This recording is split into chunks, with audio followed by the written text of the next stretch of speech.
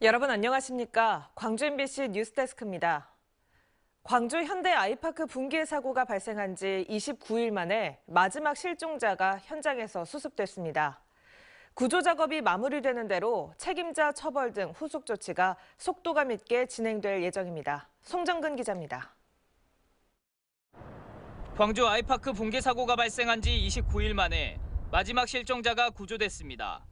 구조당국은 오늘 저녁 7시 40분쯤 201동 아파트 내부 26층 잔해더미에서 피해자 수습을 완료했습니다. 붕괴 사고 발생 나흘 만에 첫 번째 피해자를 수습한 뒤 한 달여 만에 6명의 피해자들이 모두 수습됐습니다. 이로써 사고 발생 29일 만에 6부문을 모두 구조하였습니다. 불의의 사고로 유명을 달리하신 고인들의 명복을 빌며 마지막에 구조된 실종자는 철근과 콘크리트가 겹겹이 쌓여 있는 데다 추가 붕괴가 우려돼 구조가 어려웠습니다. 유례 없는 고난도의 붕괴 현장으로서 위험 요소가 너무 많아 실종자 구조가 늦어진 점에 대해 유가족과 시민 여러분께 송구하다는 말씀을 드립니다. 피해자 가족들은 구조대원들에게 감사의 인사를 전했습니다. 29일간의 사투 끝에 저희 마지막 가족까지 이렇게 저희 가족의 품으로 보내주셔서 정말 감사드리고, 피해자가 모두 수습된 만큼 본격적으로 사고 원인 조사에 들어갈 것으로 보입니다. 지금까지 현장 소장 등 11명을 업무상 과실치사상 등의 혐의로 입건했고 201동과 나머지 동에 대한 정밀 안전진단을 의뢰해 철거 여부나 공사 재개 등을 결정할 계획입니다. MBC 뉴스 송정근입니다. 정부가 코로나 확진자를 집중관리 대상자와 일반 관리 대상자로 나누고 자율과 협력을 강조한 의료체계를 실시하기로 했습니다. 이에 따라 광주시는 오는 10일부터 고위험군 확진자를 중심으로 한 의료 시스템을 가동할 예정입니다. 김영찬 기자입니다. 최근 코로나 확진 판정을 받은 60대 광주 시민. 재택치료 원칙에 따라 전담병원으로부터 모니터링 등 집중 관리를 받고 있습니다. 지정병원에서 코로나 지정병원에서 연락이 가서 재택치료자로 이렇게 대상이 됐으니까 연락이 갈 것이다. 하지만 이제부터 A씨처럼 재택치료를 받는 확진자 모두가 집중관리를 받지는 않습니다. 정부가 집중관리 대상자와 일반관리 대상자 두 분류로 나눠 의료체계를 운영하기로 했습니다. 광주시는 오는 10일부터 60세 이상과 기저질환 보유자 등만 집중관리하기로 했습니다. 확진자 관리의 효율화와 단순화 등을 위해서인데 집중관리 대상은 증상이 더 심해지거나 하면 산소 포화도 측정기 등이 가능한 병상 치료를 받을 수 있게 됩니다.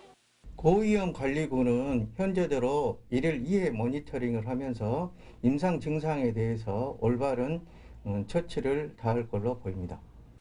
무증상이나 경증을 호소하는 일반 확진자들에게는 치료와 격리를 자율에 맡겼습니다. 이에 따라 고위험군이 아닌 시민들은 스스로 건강 상태를 확인하고 동네 병원에서 비대면 진료를 해야 합니다. 이 같은 방침은 기존 관리 대상자들에게도 소급 적용됩니다. 격리 해제도 보건소에 별도 통보 없이 검체 채취일로부터 7일 후 자동 해제됩니다. 밀접 접촉자의 격리 기준도 완화됐습니다. 앞으로 동거인 중 접종 미완료자와 감염 취약시설 내 밀접 접촉자만 7일간 격리하면 됩니다. 자가격리 앱을 통해 격리자를 관리하는 체계가 폐지됐고 공동격리자의 경우 의약품 처방과 수령 등 필수 목적은 외출이 가능합니다. 사실상 모든 행정력을 고위험군에 집중시키겠다는 겁니다. 일반 관리군은 재택관리 지원 상담센터와 일반 의료기관에서 비대면 진료 및 상담을 받게 됩니다. 일반 확진자가 방역 사각지대에 놓을 수 있다는 우려가 나오고 있는 가운데 광주시는 24시간 콜센터를 운영해 응급 비상 시스템을 구축하는 등 방역 체계에 빈틈이 없도록 하겠다고 밝혔습니다. MBC 뉴스 김영창입니다. 기부냐 거래냐 논란이 끊이지 않았던 부영그룹의 나주혁신도시 골프장 아파트 건설 문제를 놓고 나주시의회가 공청회를 열었습니다. 부영 측이 아파트 건설로 가져갈 이익을 공공으로 환수할 방안을 찾기 위한 자리였는데요. 부영 측은 이번 공청회 자리에도 나타나지 않았습니다. 이다현 기자입니다. 나주 혁신도시에 위치한 부영그룹 골프장은 지역사회의 뜨거운 감자입니다. 부영그룹이 한국에너지공대가 들어설 부지를 무상으로 기부한다고 해놓고서는 자녀 골프장 부지에 고층 아파트를 짓겠다는 계획을 구체화했기 때문이었습니다. 800억 원어치 땅을 기부하는 대가로 부영 측이 거둬갈 예상 수익은 많게는 1조 원 가까이 추정됩니다. 혁신도시 주민들의 반발이 수그러들지 않자 결국 나주시 의회가 공익 확보를 위한 시민 공청회를 열었습니다. 당초 5,300세대를 짓겠다고 한 부영 측의 아파트 세대 규모를 대폭 줄여야 한다는 안에서부터 학교와 체육시설 등 공공시설 조성을 부영 측이 부담하도록 해야 한다는 의견 등이 제시됐습니다. 노력을 기울이지 않고 단순히 행정행위 하나로 1조 정도의 천문학적인 이득이 생기니 그 이득의 일부를 지역에 환원하자. 공청회를 개최한 특별위원회 측에서 참석을 요청했지만 부영그룹 측은 이번에도 나오지 않았습니다.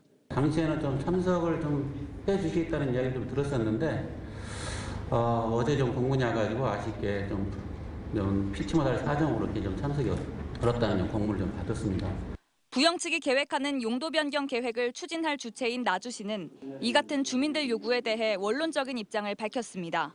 우리 시민들께서 공감하지 않는 그런 계획이라면 제자하면 할 수가 있습니다. 그러니까 아직도 많은 의견 수렴 절차와 과정이 있으니까. 경기도 성남시 대장동에서 불거진 공공이익 환수 논란이 나주 부영그룹 골프장으로도 확산됐지만 당사자인 부영 측이 응답하지 않으면서 결론을 알 수 없는 답답한 논란만 계속되고 있습니다. MBC 뉴스 이다현입니다. 제20대 대통령 선거와 관련해 거동이 불편한 장애인과 병원 요양기관 입소자 등을 위한 거소투표 신청이 내일부터 오는 13일까지 진행됩니다. 또 사전투표 기간 및 선거일에 선박에 승선할 예정인 선원도 같은 기간 선상투표를 신청하면 선박에 설치된 팩스로 투표할 수 있습니다. 한편 이사 등으로 주소지를 옮기는 경우 새로운 거주지의 투표소에서 투표하기 위해서는 내일까지 전입신고를 모두 마쳐야 합니다. 광주 전남 지역의 겨울 가뭄이 우려됩니다. 광주지방기상청은 지난 1월 광주 전남 지역의 강수량이 2.1mm로 평년치 29.6mm에 크게 못 미치고 전국적인 기상 관측이 시작된 1973년 이후 역대 최저치라고 밝혔습니다. 1월 중 비나 눈이 내린 날도 3.3일로 1974년 2.7일 다음으로 가장 적었습니다. 광주 전남연구원 연구진이 인구 감소 지역에 대한 지방소멸 대응기금을 차등 지원해야 한다고 주장했습니다. 오병기 민현정 연구진은 인구수와 인구 증감률을 토대로 소멸 위험도가 높은 인구 급감 지역일수록 더 많은 재원을 배분해 지원해야 한다고 밝혔습니다. 정부는 지난해 10월 전국 89개 지자체를 인구 감소 지역으로 지정하고 올해 지방소멸 대응기금을 신설했습니다.